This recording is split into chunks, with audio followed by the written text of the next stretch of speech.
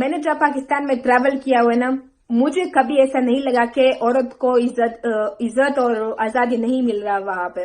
ہر جگہ لڑکیاں کام کرے تھے، میکڈونلڈ کام کرے تھے، بینک میں، ہاسپٹل، بالکل آزادی تھا. تو پھر مجھے سمجھ نہیں آ رہے کون سی آزادی ہے بھائی، کون سی آزادی ہے جو آپ کو چاہیے؟